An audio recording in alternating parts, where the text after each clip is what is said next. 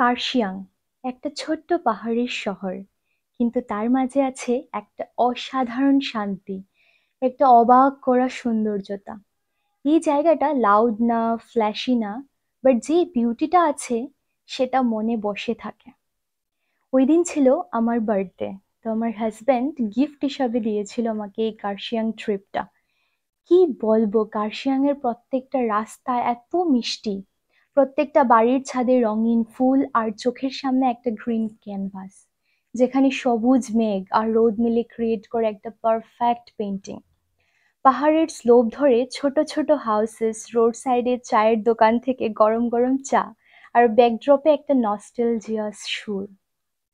এই পার্কটা কি যে দারুণ ছিল, আর মিঠি যে কি এনজয় করেছে তা তোমরা দেখেই বুঝতে পারবে।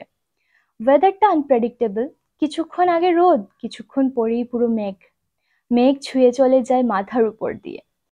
Kurseong doesn't ask you to explore, it just wants you to slow down and feel. Eagles Creek থেকে যখন পুরো টাউনটা দেখি, একটা কিছু বন্ধ করে দিতে ইচ্ছে করে, মোবাইল, থটস, টেনশন সবকিছু। পাহাড়ের নীরবতা আর চায়ের স্মেল আর একটা আওয়াজহীন শান্তি, এই সব মিলে কার্শিয়াংকে বানায় একটা মনের জায়গা। এই জায়গা বলে না লুক এট মি, এটা বলে just sit, breathe and become a part of me. Kurseong is not just beautiful, it's peaceful, it's poetic, it's healing.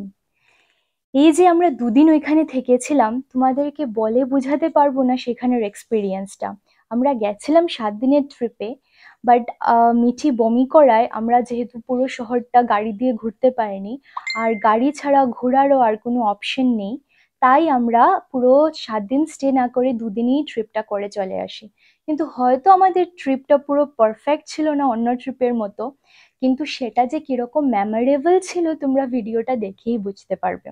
আর ওই দিন যেহেতু আমার বার্থডে ছিল, তাই ওইখানের জেনলা হোমস্টের মানুষ কি সুন্দরভাবে ওইটা সেলিব্রেট করেছিল, আমার পুরো মনে থাকার মতো, সারা জীবন মনে থাকবে। Thank you for watching, bye bye, দেখা হবে নেক্সট ভিডিওতে।